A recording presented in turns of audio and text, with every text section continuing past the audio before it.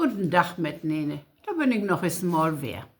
Ich woll auf den Tage noch eens weer ein Grimmsch Märchen vorlesen, was ich umschreiben habe, in Plattdeutsch.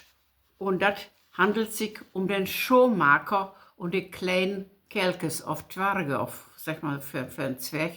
Da kenn ich so kein Wort für. Etwas ist ein Mal. So fangt ja alle Märchen an. Also, etwas ist ein Mal ne Schoenmaker, die ohne seine Schuld arm worden was.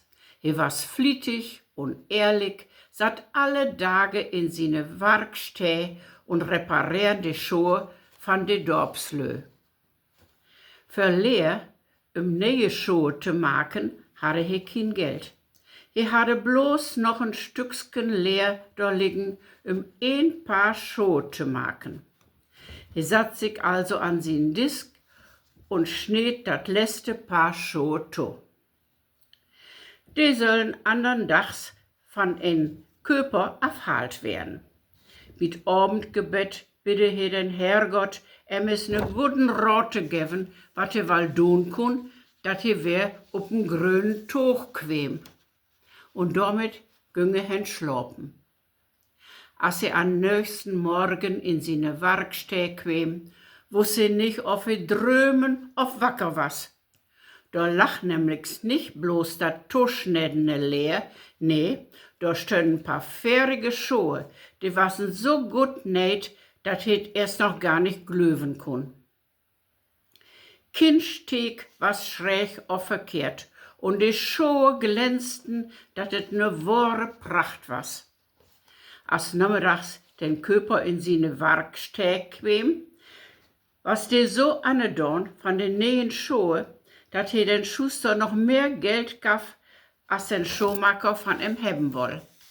Die freuen sich natürlich und an selbigen Dach gönge los und kauf von dat Geld leer für 2 Paar Schuhe. Die lädt he abends für Tuschnetten op'n Tisch stehen. Und potzwunder, auch die wassen an andern Morgen wer fertig näht. Als nachmittags den Köper von vorgestern wer bei den Schuhmaker vorstellig wurde, hatte he 2 Freunde mitgebracht, die beiden neuen Schuhe auch fortskauften. Nur kun den Schuhmaker all für 6 Paar Schuhe dat Lehr inkopen. Und auch seine Familie ging bedüdend besser. Seine Frau kun für alle Watte Äten kopen und er kun alle seine Schulden wie der Gläubiger bezahlen. Apart noch wurde he und seine Frau doch im Bett nieschierig und sie wollen wetten, wel's nachens in de Werkstätte die Schuhe machen de. Darum verstoppten sie sich eines Abends in dat olle Schap, wat in de Ecke von de Werkstätte stund. Et dürn nicht lange, da quemen 2 kleine Kerlkes, nahmen sich dat zugeschnittene Lehr und nähten und putzten, bis alle Schuhe fertig wassen. Am nächsten Tag hatte seine Frau die Idee, dass sie sich bei den beiden Kerlkes bedanken wollen, wegen als sie sehen hatte, dass die beiden afgedrägene, kaputte Schuhe anhatten und auch die Kleidung was verschledden. Und so schnitt den Schuhmaker 2 Paar kleine Schuhdelkes zu und seine Frau ging kein inkopen und fand für die beiden ansehnliche Stoffe, wo sie für jeden einen Wams und auch noch eine Buchse vernähen kun.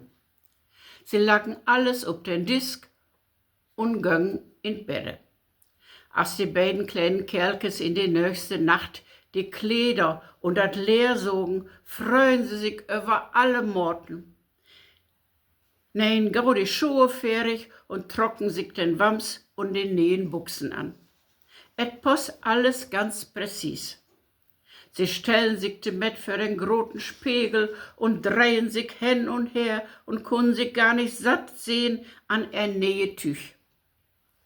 Sie fühlen sich als vornehme Mannslö und beschlossen darum, dass sie es nun nicht mehr nötig hatten, arbeiten zu gehen. Singend und tanzend verläten sie das Schuhmakershus. Von der Nacht an kämen sie nicht mehr in die Werkstätte. Den Schuhmacher mägt dat nix ut. Hier war's nur so bekannt in die ganze Umgebung für die besten Schuhe weit und breit. Hier konnten sie ne Familie gut ernähren und so satt er flietig und frei ob sin Schemel noch elke Jorn. Und wann er nicht gestorben ist, dann lebte von Tage noch. Nun tut er wat hin und ich sag, gut gone.